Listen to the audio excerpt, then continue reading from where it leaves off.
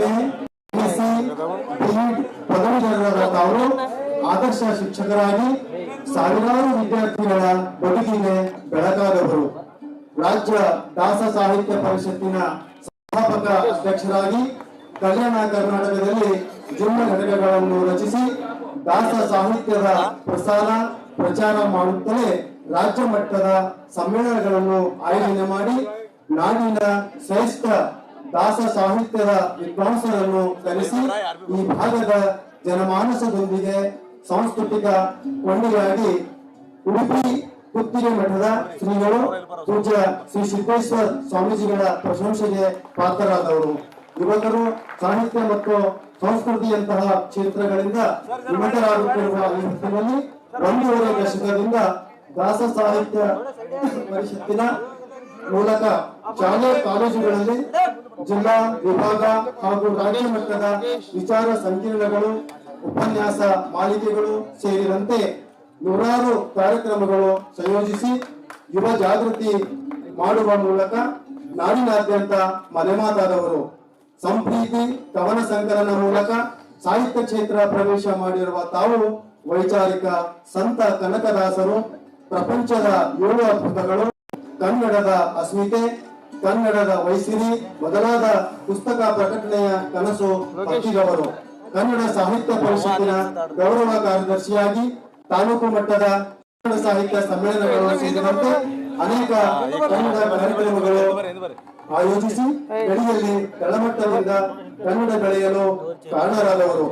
ಪ್ರಾಥಮಿಕ ಶಾಲಾ ಶಿಕ್ಷಕರಾಗಿ, ಕ್ಷೇತ್ರ ಸಂಪನ್ಮೂಲ ವ್ಯಕ್ತಿಯಾಗಿ ಮಕ್ಕಳ ಆರೋಗ್ಯ, ಯೋಗ, ಶಿಕ್ಷಣ, ಲಿಂಗ ಸಮಾನತೆ, ಸರ್ಕಾರಿ ಶಾಲೆಗಳ ಬಲವರ್ಧನೆ, ಮಹಿಳಾ ಸಬಲೀಕರಣ ಸೇರಿದಂತೆ ಹಲವಾರು ವಿಷಯಗಳ ಬಗ್ಗೆ ನಾಡಿನಾದ್ಯಂತ ಸಮಾರಂಭಗಳಲ್ಲಿ ಪಾಲ್ಗೊಂಡು ಜನಜಾಗೃತಿ ಮಾಡಿದವರು.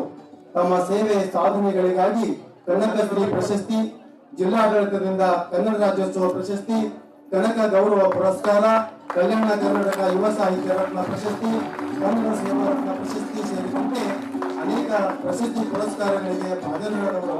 ಇದೀಗ ಜಿಲ್ಲಾ ಪ್ರಥಮ ದಾಸ ಸಾಹಿತ್ಯ ಸಮ್ಮೇಳನದ ಸರ್ವಾಧ್ಯಕ್ಷರಾದ ತಮಗೆ ಈ ಶುಭ ಸಂದರ್ಭದಲ್ಲಿ ಸನ್ಮಾನಿಸಿ ಗೌರವಿಸಲಾಗುತ್ತಿದೆ.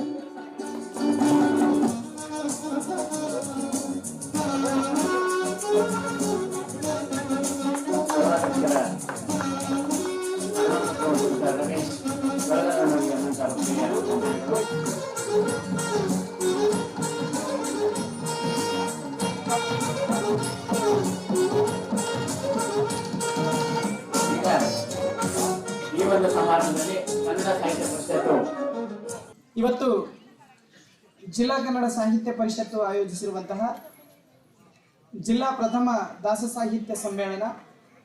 ಈ ಒಂದು ಸಮ್ಮೇಳನದಲ್ಲಿ ಉದ್ಘಾಟನಾ ಸಮಾರಂಭಕ್ಕೆ ಆಗಮಿಸಿರ್ತಕ್ಕಂತಹ ಎಲ್ಲ ಪೂಜ್ಯರ ಚರಣಗಳಿಗೆ ವಂದಿಸ್ತಾ, ವೇದಿಕೆ ಮೇಲೆ ಇಲ್ಲಿವರೆಗೂ ಮಾತನಾಡಿರ್ತಕ್ಕಂತಹ ಎಲ್ಲ ಹಿರಿಯ ಧುರೀಣರಿಗೆ, ಉಸ್ತುವಾರಿ ಸಚಿವರಿಗೆ, ವಿಧಾನ ಪರಿಷತ್ತು ಮತ್ತು ವಿಧಾನಸಭೆಯ ಎಲ್ಲ ಶಾಸಕರಿಗೂ ಹಾಗೂ ಮಾಜಿ ಸಚಿವರಿಗೂ, ವೇದಿಕೆ ಮೇಲೆ ಅವರು ಇವರು ಎನ್ನದ ಎಲ್ಲರಿಗೂ ಕೂಡ ಈ ಸಂದರ್ಭದಲ್ಲಿ ವಂದನೆಗಳನ್ನು ತಿಳಿಸ್ತಾ, ದಾಸ ಸಾಹಿತ್ಯ ಸಮ್ಮೇಳನದ ಒಂದಿಷ್ಟು ಮಾತುಗಳನ್ನ ನಿಮ್ಮೊಂದಿಗೆ ಹಂಚಿಕೊಳ್ಳಿಕ್ಕೆ ನಾನು ಬಯಸ್ತಾ ಇದ್ದೀನಿ. ನೀ ಮಾಯೆ ಎಳಗೋ ನಿನ್ನೊಳು ಮಾಯೆಯೋ,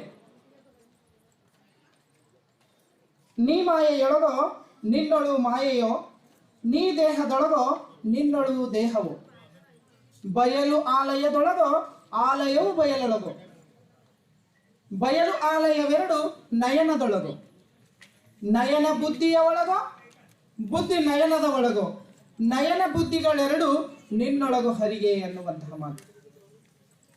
ಸಕಲ ಜೀವರಾಶಿಗಳ ಲೇಸನ್ನೇ ಬಯಸಿರ್ತಕ್ಕಂತಹ ಸಂತರು, ಶರಣರು, ಮಹಾತ್ಮರು, ದಾಸರು ಹಾಗೂ ಈ ಪವಿತ್ರ ವೇದಿಕೆಗೆ ಭಕ್ತಿಪೂರ್ವಕ ನಮನಗಳನ್ನು ಹೇಳಿ, ದಿವಂಗತ MG ಗಂಗನಪಳ್ಳಿ ವೇದಿಕೆ ಹಾಗೂ ದಿವಂಗತ NK ಪಾಟೀಲ್ ಮಲ್ಟಪ ಮತ್ತು ದಿವಂಗತ ಮಾಣಿಕಪ್ಪ ಕಾಶಂಪುರೆಯವರ ಮಹಾದ್ವಾರದಲ್ಲಿ ನಡೆದಿರ್ತಕ್ಕಂತಹ ಪೂಜ್ಯರೇ, ಗೌರವಾನ್ವಿತ ಅತಿಥಿಗಳೇ, ಗಣ್ಯರೇ, ಸ್ವಾಗತ ಸಮಿತಿಯ ಅಧ್ಯಕ್ಷರೇ, ಪದಾಧಿಕಾರಿಗಳಿಗೆ, ಸೇರಿರುವ ಎಲ್ಲ ಆತ್ಮೀಯರೇ, ಮಾಧ್ಯಮದವರೇ, ಹಿರಿಯ ಕಿರಿಯ ಸ್ನೇಹಿತರೇ, ಕನ್ನಡವನ್ನೇ ಉಸಿರಾಗಿಸಿಕೊಂಡು ಬದುಕಿರುವ ಎಲ್ಲ ಸಹೃದಯಗಳಿಗೆ ಅನಂತ ನಮಸ್ಕಾರಗಳು. ಶತಮಾನ ಪೂರೈಸಿದ ಸಂಸ್ಥೆಯಾಗಿ ಮುನ್ನಡೆಯುತ್ತಿರುವ ಕನ್ನಡ ಸಾಹಿತ್ಯ ಪರಿಷತ್ತು ರಾಜ್ಯಾಧ್ಯಕ್ಷರಾದ ನಾಡೋಜ ಡಾಕ್ಟರ್ ಮಹೇಶ್ ಜೋಶಿ ಅವರ ಸಾರಥ್ಯದಲ್ಲಿ ತನ್ನ ವಿಭಿನ್ನ ಕೆಲಸ ಕಾರ್ಯಗಳ ಮೂಲಕ ಎಲ್ಲರ ಮೆಚ್ಚುಗೆಗೆ ಪಾತ್ರವಾಗಿದೆ.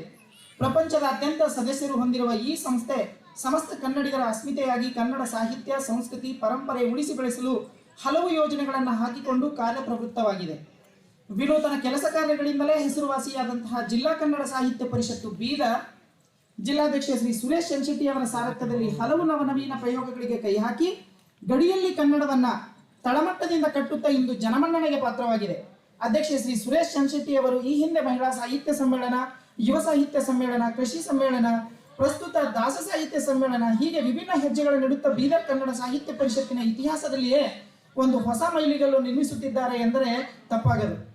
ನನ್ನ ಅತ್ಯಲ್ಪ ಸೇವೆಯನ್ನ ಪರಿಗಣಿಸಿ ಜಿಲ್ಲಾ ಮಟ್ಟದ ದಾಸ ಸಾಹಿತ್ಯ ಸಮ್ಮೇಳನದ ಸರ್ವಾಧ್ಯಕ್ಷ ಹುದ್ದೆಗೆ ಆಯ್ಕೆ ಮಾಡಿರುವ ಜಿಲ್ಲಾಧ್ಯಕ್ಷರು, ಗೌರವ ಕಾರ್ಯದರ್ಶಿಗಳು, ತಾಲೂಕು ಅಧ್ಯಕ್ಷರು, ಕಾರ್ಯಕಾರಿಣಿಯ ಸದಸ್ಯರಿಗೆ ನಾನು ಸದಾ ಋಣಿಯಾಗಿರುತ್ತೇನೆ. ಇದರಿಂದ ನನ್ನ ಸಾಹಿತ್ಯ ಜೀವನಕ್ಕೆ ಹೊಸ ಪುಟವೊಂದು ತೆರೆದಿಟ್ಟಂತಾಗಿದೆ. ಸಾಹಿತ್ಯ ಕ್ಷೇತ್ರದಲ್ಲಿ ಹೆಚ್ಚು ಹೆಚ್ಚಾಗಿ ದುಡಿಯುವಂತೆ ಈ ಒಂದು ಸ್ಥಾನ ನನಗೆ ಪ್ರೇರೇಪಿಸಿದೆ ಅನ್ನುವಂತಹ ಮಾತನ್ನ ಹೇಳಿ, ವಿಶ್ವಕ್ಕೆ ಶಾಂತಿ, ಸಾಮರಸ್ಯ, ವೈಚಾರಿಕತೆ, ಸಮಾನತೆ ಸೇರಿದಂತೆ ವಿವಿಧ ರೀತಿಯ ವಿಶೇಷತೆಯಿಂದ ಕಾಣಿಕೆ ನೀಡಿರುವ ಕನ್ನಡ ಸಾಹಿತ್ಯ ಚರಿತ್ರೆಯ ಮೇಲೆ ಬೆಳಕು ಚೆಲ್ಲುವುದಾದರೆ 3 ಮುಖ್ಯ ಘಟ್ಟಗಳಾಗಿ ನಮಗೆ ಕಾಣಸಿಗುತ್ತವೆ: ಹಳಗನ್ನಡ, ನಡುಗನ್ನಡ ಮತ್ತು ಹೊಸಗನ್ನಡ. ಇಲ್ಲಿ ನಡುಗನ್ನಡದ ಭಾಗವಾಗಿ ದಾಸ ಸಾಹಿತ್ಯ ನಮ್ಮೆದುರಿಗೆ ಮೈಕೊಡವಿ ಎದ್ದು ಬರುತ್ತದೆ.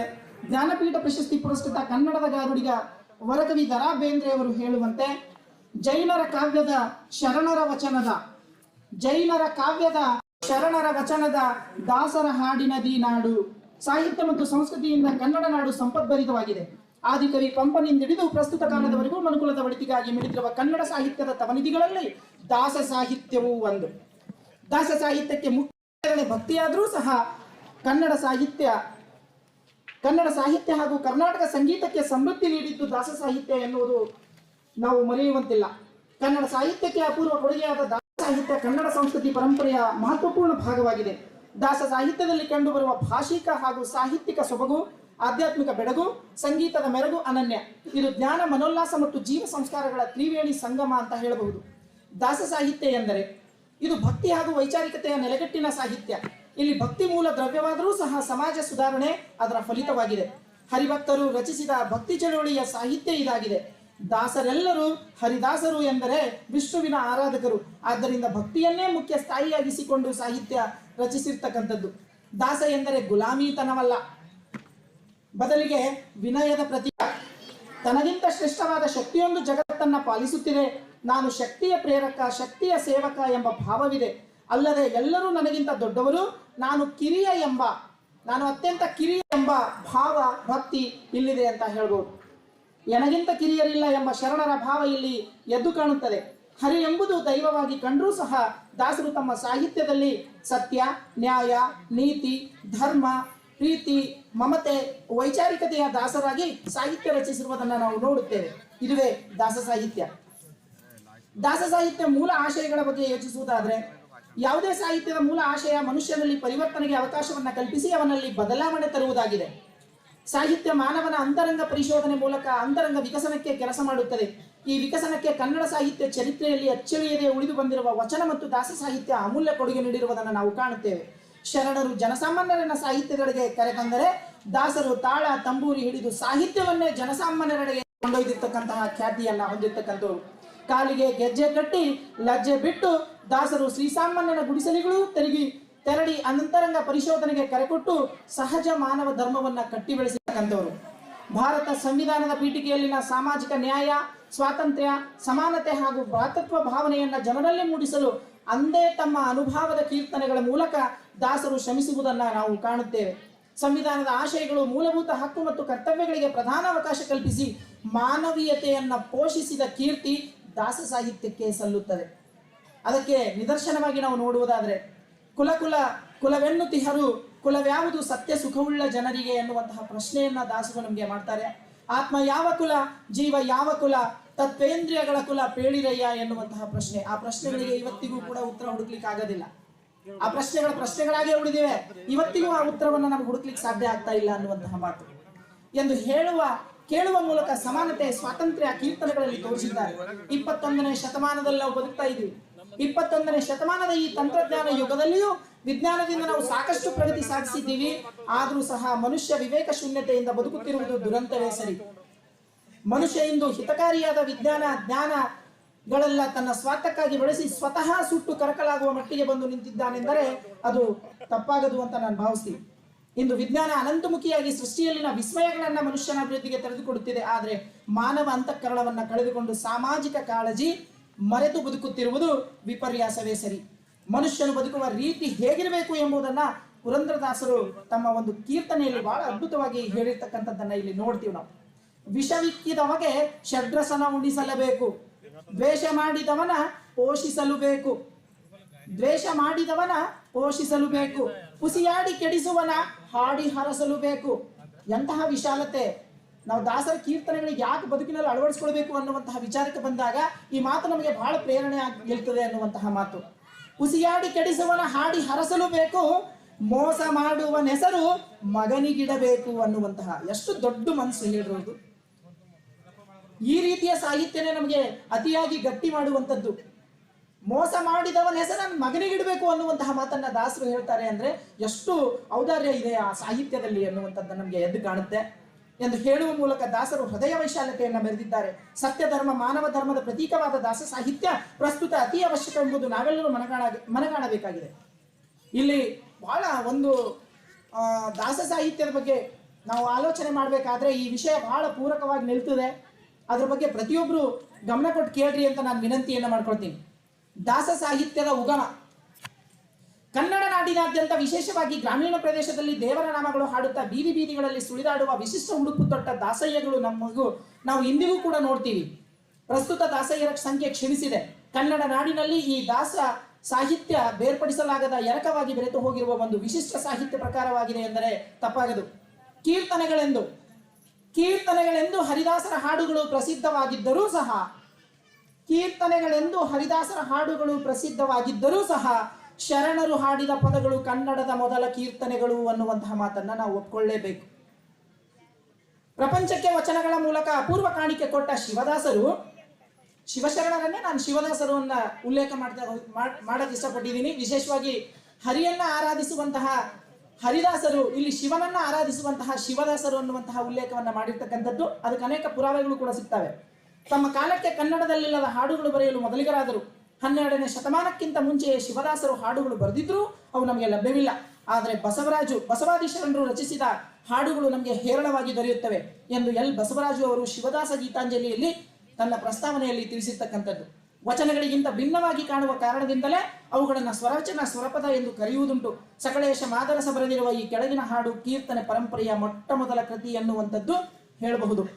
ತಂಗಾಳಿಗಲಿರಲು ಮರನೆ ಎನ್ನಂಗದೊಳೆಯಪ್ಪ ಶಿವಲಿಂಗದ ಮರನೆ ಅನ್ನುವಂತಹ ಒಂದು ಕೀರ್ತನೆಯನ್ನ ಸಕಲೇಶ ಮಾದರಸರು ಬರೆದಿರ್ತಕ್ಕಂತಹ ಪ್ರಥಮ ಕೀರ್ತನೆ. ಇದು ಕೀರ್ತನ ಸಾಹಿತ್ಯದ ಮೊದಲ ಕೃತಿ ಅಂತಾನೂ ಕೂಡ ಹೇಳಬಹುದು ಅನ್ನುವಂಥ ಮಾತು. ಈ ವಿಷಯವಾಗಿ ಇನ್ನೂ ಹೆಚ್ಚಿನ ನಡೆಯಬೇಕಿರುವುದು ಕನ್ನಡ ಸಾಹಿತ್ಯ ಚರಿತ್ರೆಯ ದೃಷ್ಟಿಯಿಂದ ಹಿತವಾಗುತ್ತದೆ ಎಂಬುದು ನನ್ನ ವೈಯಕ್ತಿಕ ಅಭಿಪ್ರಾಯ. ಇಲ್ಲಿ ಮುಂದುವರೆದು ಒಂದು ಕೀರ್ತನೆ ಬರುತ್ತೆ, ತಮ್ಮೆಲ್ಲರಿಗೂ ಗೊತ್ತಿರಬಹುದು ಅಂತ ನಾನು ಭಾವಿಸ್ತೀನಿ. ಅಂಬಿಗನ ನಿನ್ನ ನಂಬಿದೆ, ಜಗದಂಬ ರಮಣ ನಿನ್ನ ನಂಬಿದೆ, ತುಂಬಿದ ಹರಿಗೋಲಂಬಿಗ ಅದ 9 ಛಿದ್ರಗಳು ಅಂಬಿಗ ಅನ್ನುವಂತಹ ಒಂದು ಕೀರ್ತನೆ ಇದು ಪುರಂದರದಾಸದ್ದು. ಆದರೆ ಅದಕ್ಕೂ ಪೂರ್ವದಲ್ಲೇ ಈ ರೀತಿಯ ಹಾಡನ್ನ ರಚಿಸಿರ್ತಕ್ಕಂತಹ ಒಂದು ಖ್ಯಾತಿ ನಮ್ಮ ಕನ್ನಡ ನಾಡಿನ ಮೊಟ್ಟ ಮೊದಲ ಕವಿಯತ್ರಿ ಯಾರು ಅಕ್ಕ ಮಹಾದೇವಿ ಅವರಿಗೆ ಸಲ್ತದೆ ಅನ್ನುವಂತಹ ಮಾತು. ಅದು ಬಹಳ ಚಂದ ಹೇಳ್ತಾರೆ. ನಂಬಿದೆ ಗುರುವೆ ನಂಬಿದೆ, ನಂಬಿದೆ ಸ್ವಾಮಿ ನಂಬಿದೆ, ಅಂಬಿಕಾ ರಮಣ ನೀ ನಂಬಿಗ, ಹೊಳೆಯ ಬರವ ನೋಡಂಬಿಗ, ಸೆಳೆವು ಬಹಳ ಕಾಣಂಬಿಗ, ಸುಳಿಹಿನೊಳಗೆ ಬಿದ್ದೆ ನಂಬಿಗ ಎನ್ನ ಸೆಳೆದುಕೊಳ್ಳೋ ನೀ ನಂಬಿಗ ಅನ್ನುವಂತಹ ಒಂದು ಈ ಪದ್ಯವನ್ನ ಕವಿಯತ್ರಿ ಅಕ್ಕ ಮಹಾದೇವಿಯವರು ರಚನೆ ಮಾಡಿರ್ತಕ್ಕಂಥದ್ದು.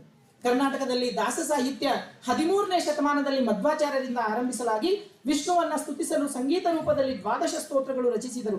ಇದರಿಂದ ಪ್ರೇರಿತರಾದ ಶ್ರೀ ನರಹರಿ ತೀರ್ಥರು ಮಧ್ವಾಚಾರ್ಯರ ನೇರ ಶಿಷ್ಯರಾಗಿ ಕನ್ನಡದಲ್ಲಿ ಕೆಲವು ಹಾಡುಗಳನ್ನ ಬರೆದಿದ್ದಾರೆ. ಮಧ್ವಾಚಾರ್ಯರಿಂದ ಆರಂಭವಾಗಿರ್ತಕ್ಕಂತಹ ಹರಿದಾಸ ಸಾಹಿತ್ಯ ತದನಂತರದಲ್ಲಿ ನರಹರಿ ತೀರ್ಥರಿಗೆ ವರ್ಗಾವಣೆಗೊಂಡು ಮುಂದೆ ಬರುತ್ತೆ.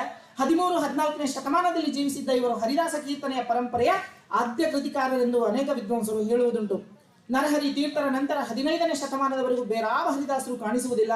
15ನೇ ಶತಮಾನದಲ್ಲಿ ದಾಸ ಸಾಹಿತ್ಯ ಮುನ್ನೆಲೆಗೆ ತಂದವರು ಶ್ರೀಪಾದರಾಯರು. ಇವರು ತಮ್ಮ ಪ್ರೌಢಿಮೆ ವಿದ್ವತ್ತುಗಳಿಂದ ತಾಯ್ನುಡಿಯಾದ ಕನ್ನಡದಲ್ಲಿ ನೂರಾರು ಕೀರ್ತನೆಗಳನ್ನು ರಚನೆ ಮಾಡಿದರು.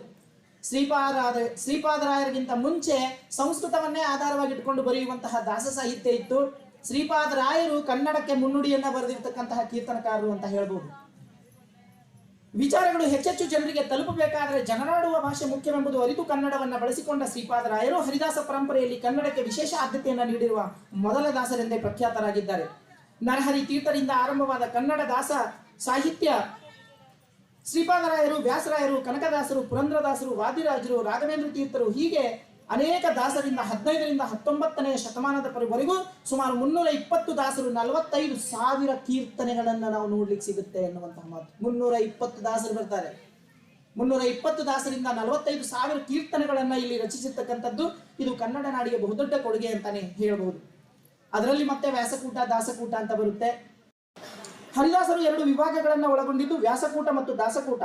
2 ಕೂಟಗಳು ವ್ಯಾಸರಾಯರ ಆಶ್ರಯದಲ್ಲೇ ಪ್ರೋತ್ಸಾಹದಲ್ಲಿ ಇದ್ರೂ ಸಹ, ಅವರ ಒಂದೇ ಆಶ್ರಯದಲ್ಲಿ ಆವಿಷ್ಕಾರಗೊಂಡರೂ ಸಹ ಎರಡರ ನಡುವೆ ಭಿನ್ನಾಭಿಪ್ರಾಯಗಳಿದ್ದು, ವ್ಯಾಸಕೂಟ ಮತ್ತು ದಾಸಕೂಟದ ಮಧ್ಯೆಯೂ ಕೂಡ ಭಿನ್ನಾಭಿಪ್ರಾಯಗಳಿದ್ದು, ವ್ಯಾಸರಾಯರ ಕಾಲದ ಶಿಷ್ಯರು ಸಂಸ್ಕೃತ ಗ್ರಂಥಗಳ ಅಧ್ಯಯನದಲ್ಲಿ ತೊಡಗಿಕೊಂಡು ಅದೇ ಶ್ರೇಷ್ಠ ಎಂಬ ಭಾವನೆಯನ್ನ ಬೆಳೆಸಿಕೊಂಡಿದ್ರು.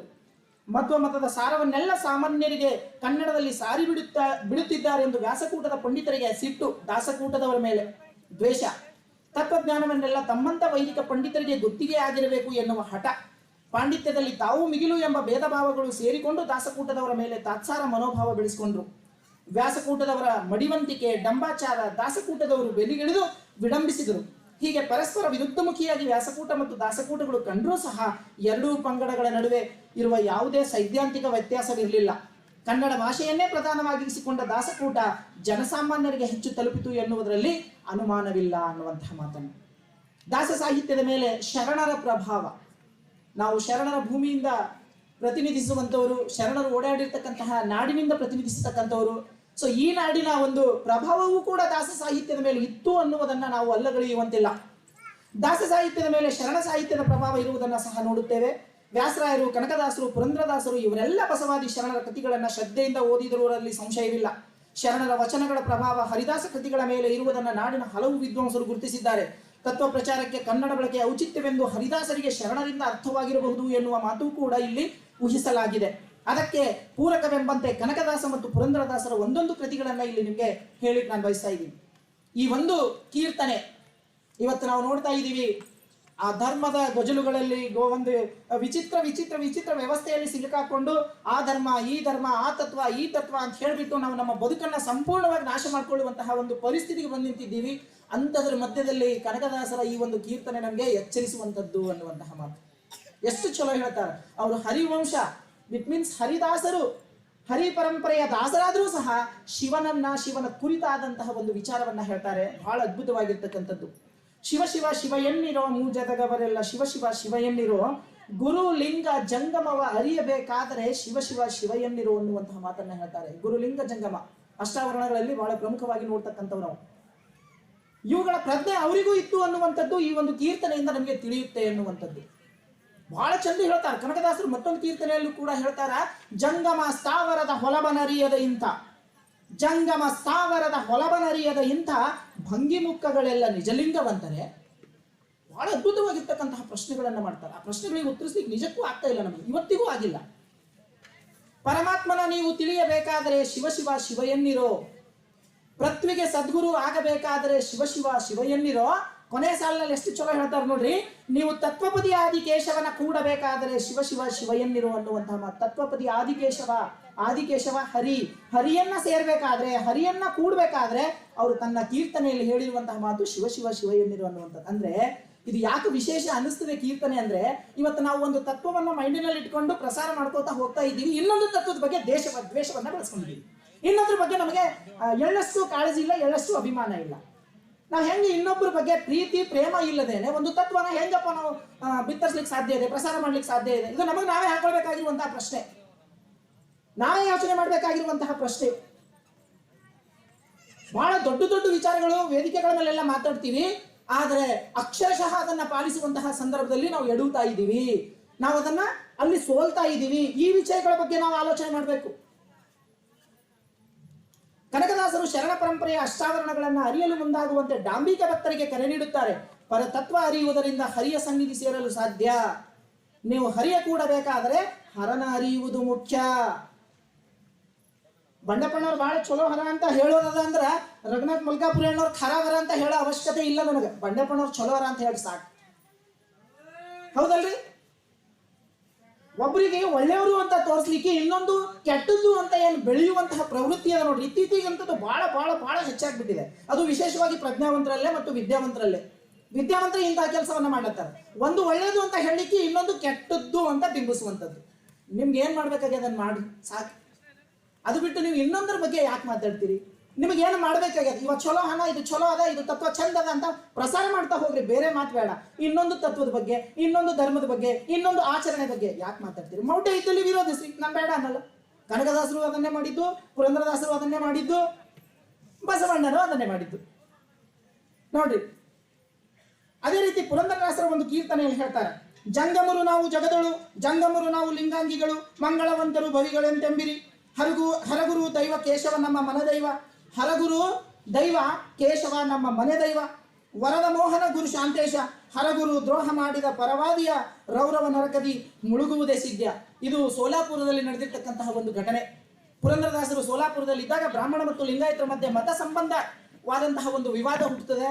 ಆ ಸಂದರ್ಭದಲ್ಲಿ ವಿವಾದವನ್ನ ಕೇವಲ ಮಾತಿನಿಂದ ಬಗೆಹರಿಯದೆ ಜಗಳವಾಡುವಂತಹ ಮಟ್ಟಿಗೆ ಹೋದಾಗ ಪುರಂದರದಾಸರು ಮತಗಳಲ್ಲಿ ಸಮರಸ ಹುಟ್ಟುವಂತೆ ಕೀರ್ತನೆ ಹೇಳಿದ್ದು ಅತ್ಯಂತ ಪರಿಣಾಮಕಾರಿ.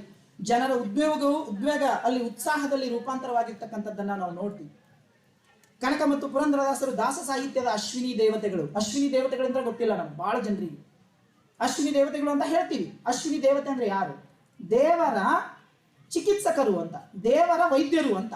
ದೇವರಿಗೆ ವೈದ್ಯರಾಗಿದ್ದವರು ಅಶ್ವಿನಿ ದೇವತೆಗಳು, ದೇವರಿಗೆ ವೈದ್ಯರಾಗಿದ್ದರು. ಹಾಗಾಗಿ ಕನಕದಾಸ ಮತ್ತು ಪುರಂದರದಾಸರಿಗೆ ಯಾಕೆ ನಾವು ಅಶ್ವಿನಿ ದೇವತೆಗಳು ಅಂತೀವಿ ಅಂದ್ರೆ, ಇವರು ಇಡೀ ಮನುಕುಲದ ಚಿಕಿತ್ಸಕರಾಗಿ, ಮನುಕುಲದ ವೈದ್ಯರಾಗಿ, ಮನುಷ್ಯರಿಗೆ ಬೇಕಾಗಿರುವಂತಹ ರೋಗ ರುಜಿನಗಳಿಗೆ ಔಷಧಿಯನ್ನ ಕೊಟ್ಟು ಆ ಒಂದು ಚಿಕಿತ್ಸೆಯನ್ನ ನೀಡಿರ್ತಕ್ಕಂತಹ ಖ್ಯಾತಿ ಇವ್ರದಿದೆ. ಹಾಗಾಗಿ ಇವರನ್ನ ನಾವು ಅಶ್ವಿನಿ ದೇವತೆಗಳು ಅಂತ ಕರೆಯುವುದುಂಟು. ದಾಸ ಪರಂಪರೆಯಲ್ಲಿ ಕನಕದಾಸರೊಬ್ಬರೇ ಕೆಳಪಂಗಡದ ದಾಸರಾಗಿ ನಮಗೆ ಕಾಣುತ್ತಾರೆ. ಹಾಗೆ ಕನ್ನಡ ಭಾಷೆಯ ಪ್ರಸಿದ್ಧ ಕೀರ್ತನಕಾರರು ಮತ್ತು ಕರ್ನಾಟಕ ಸಂಗೀತದ ಮೂಲಭೂತ ಸಿದ್ಧಾಂತಗಳಿಗೆ ಕಾಣಿಕೆ ಇತ್ತವರು. ಇವರು ಕನ್ನಡ ಸಾಹಿತ್ಯ ವಾಹಿನಿಗೆ ನೀಡಿದ ಕೊಡುಗೆ ಅವಿಸ್ಮರಣೀಯವಾಗಿದೆ. ಸಾಹಿತ್ಯದ ವಿವಿಧ ಪ್ರಕಾರಗಳಾದ ಕೀರ್ತನೆಗಳು, ಸುಳಾದಿಗಳು, ಉಗಾಭೋಗಗಳು ಕನ್ನಡ ಸಾಹಿತ್ಯ ಲೋಕಕ್ಕೆ ಅರ್ಪಿಸಿರುವುದಲ್ಲದೆ ಸಂಗೀತ ಪ್ರಪಂಚಕ್ಕೆ ತನ್ನದೇ ಆದಂತಹ ಕೊಡುಗೆಗಳನ್ನ ಮುಂಡಿಗೆಗಳ ರೂಪದಲ್ಲಿ ನೀಡಿದ್ದಾರೆ. ಇದು ಒಂದು ವಿಶೇಷ. ಇಡೀ ಭಾರತ ದೇಶದಲ್ಲಿಯೇ ಸಂಗೀತ ಪ್ರಪಂಚಕ್ಕೆ ಮುಂಡಿಗೆಗಳು ಅಂತ ಕೊಟ್ಟಿರುವಂತಹ ಖ್ಯಾತಿ ಯಾರಿಗಾದ್ರೂ ಸಲ್ತದೆ ಅಂದ್ರೆ ಅದು ದಾಸ ಸಾಹಿತ್ಯದ ಒಬ್ಬ ಪ್ರವರ್ತಕರಾಗಿರ್ತಕ್ಕಂತಹ ಕನಕದಾಸರಿಗೆ ಅನ್ನುವಂಥದ್ದು. ಕನಕದಾಸರೇ ಮುಂಡಿಗೆಗಳನ್ನ ನೀಡಿರ್ತಕ್ಕಂಥದ್ದು. 316 ಕೀರ್ತನೆಗಳು ನಮ್ಗೆ ಲಭ್ಯ ಇರ್ತಕ್ಕಂಥದ್ದು.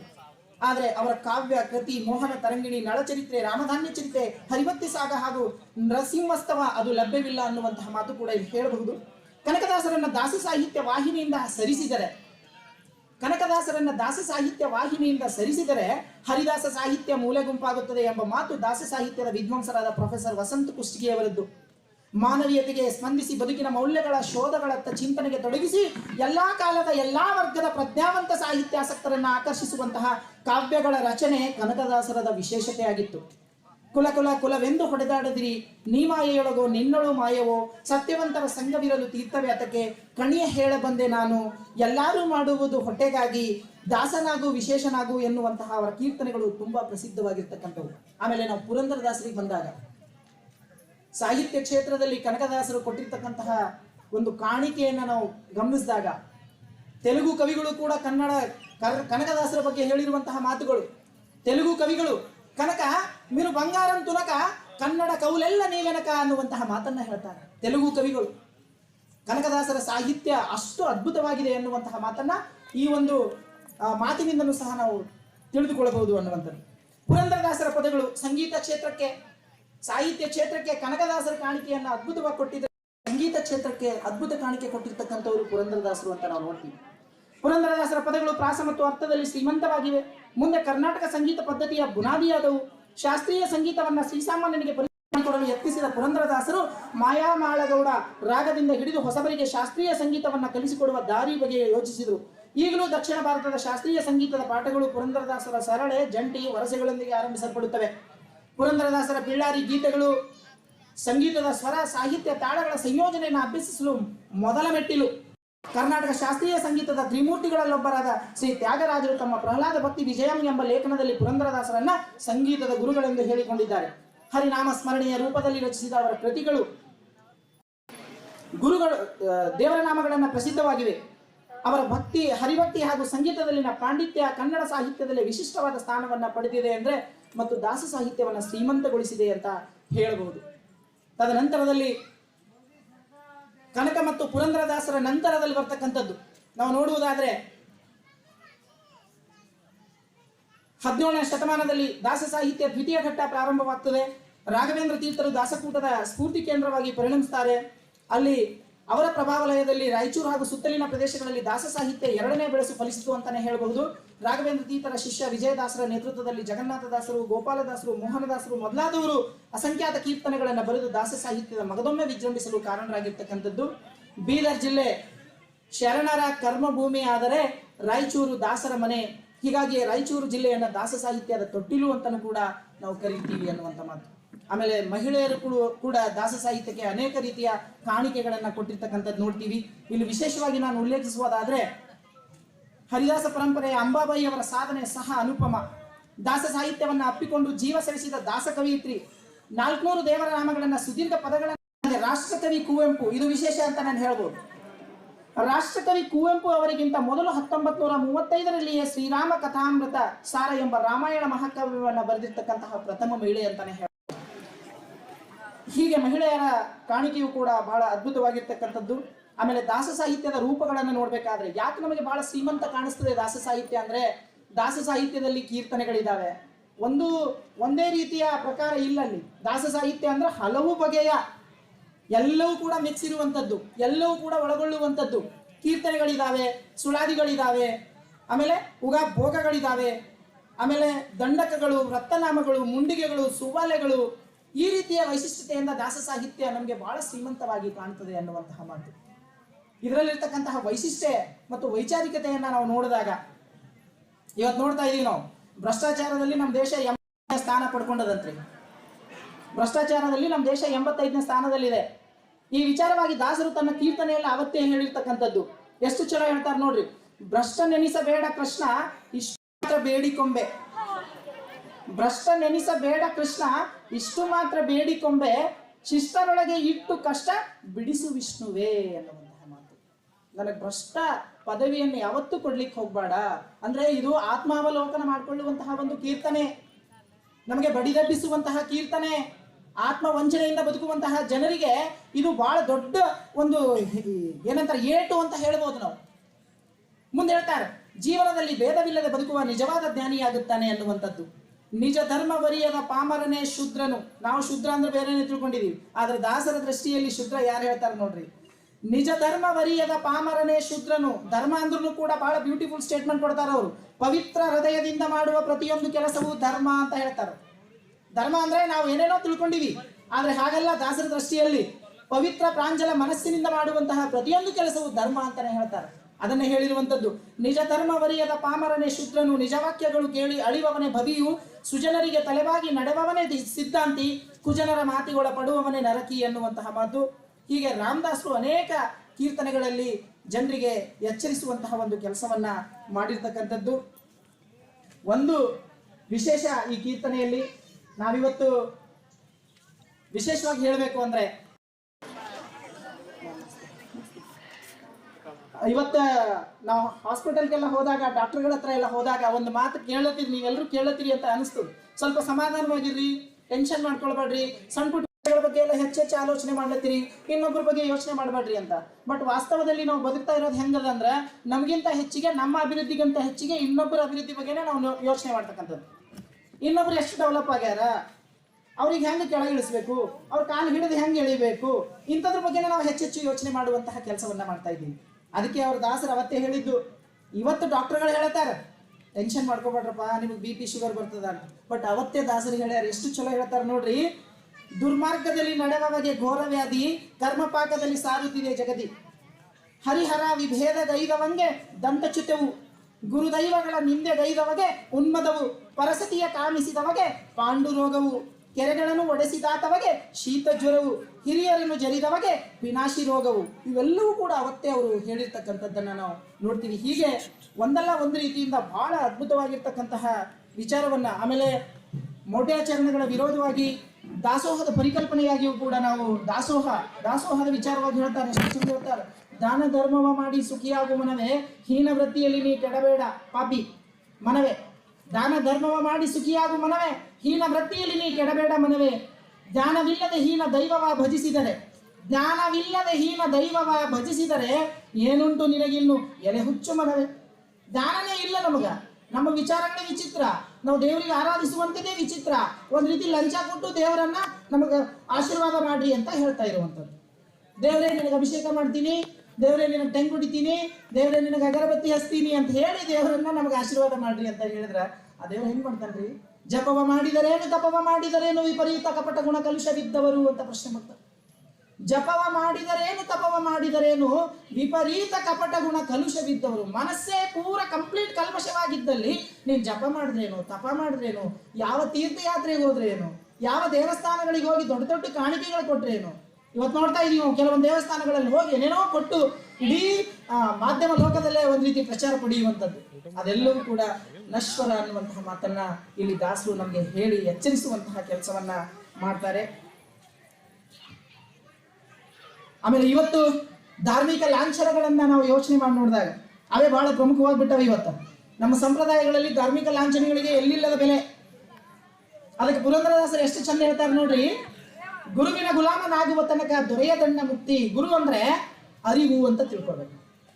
ಗುರು ಅಂದ್ರೆ ಅರಿವಿನ ಗುಲಾಮನಾಗುವ ತನಕ ದೊರೆಯದಣ್ಣ ಮುಕ್ತಿ. ಪರಿಪರಿ ಶಾಸ್ತ್ರವ ಓದಿದರೇನು ವ್ಯರ್ಥವಾಯಿತು ಭಕ್ತಿ. ಪರಿಪರಿ ಶಾಸ್ತ್ರವ ಓದಿದರೇನು. ಬಹಳ ತೋಲು ವಚನಗಳು ಓದಿವಿ, ಬಹಳ ತೋಲು ಕೀರ್ತನೆಗಳು ಓದಿವಿ, ಅರ್ಥನೇ ಇಲ್ಲ, ತಿಳ್ಕೊಂಡೇ ಇಲ್ಲಲ್ಲ. ಅದರೊಳಗಿರುವಂತಹ ಸತ್ವ ನಾವು ಜೀವನದಲ್ಲಿ ಅಳವಡಿಸ್ಕೊಂಡೇ ಇಲ್ಲ ಅಂದಮೇಲೆ ಅಷ್ಟೆಲ್ಲ ಓದಿ ಏನು ವ್ಯರ್ಥ ಅದ ಅನ್ನುವಂತಹ ಮಾತು. ಸೊ ಇದ್ರ ಬಗ್ಗೆ ನಾವು ಆಲೋಚನೆ ಮಾಡಬೇಕು. ಕೊರಳಲು ಮಾಲೆ ಧರಿಸಿದರಿಲ್ಲ, ಬೆರಳಲು ಜಪಮಣಿ ಜಪಿಸಿದರಿಲ್ಲ, ಮರುಳನಾಗಿ ಶರೀರಕ್ಕೆ ಬೂದಿ ಒರೆಸಿಕೊಂಡು ತಿರುಗದರಿಲ್ಲ. ಅದು ನಾವು ಮಾಡಬೇಕಾಗಿರುವಂಥದ್ದು ಅರಿವು ಅನ್ನುವಂತಹ ಕಲ್ಪನೆ ನಮಗೆ ಮೊದಲಿಗೆ ಗೊತ್ತಾಗಬೇಕಾಗ್ತದೆ. ಜನಪದ ಕಲೆಯ ಒಂದು ಯಕ್ಷಗಾನಕ್ಕೂ ಕೂಡ ದಾಸ ಸಾಹಿತ್ಯ ಪ್ರಪ್ರಥಮ ಬಾರಿಗೆ ನರಹರಿ ತೀರ್ಥರಿಂದ ಬೆಳಕಿಗೆ ಬಂತು ಅನ್ನುವಂಥದ್ದು. ಅದನ್ನ ನರಹರಿ ತೀರ್ಥರನ್ನ ಯಕ್ಷಗಾನದ ಸಂಸ್ಥಾಪಕರು ಅಂತ ಕರೀತಾರೆ. ಆಮೇಲೆ ಸಂಗೀತಕ್ಕೂ ಕೂಡ ದಾಸ ಸಾಹಿತ್ಯ ಅದ್ಭುತ ಕೊಡುಗೆಯನ್ನ ನೀಡಿದೆ ಅಂತಾನೆ ಹೇಳಬಹುದು.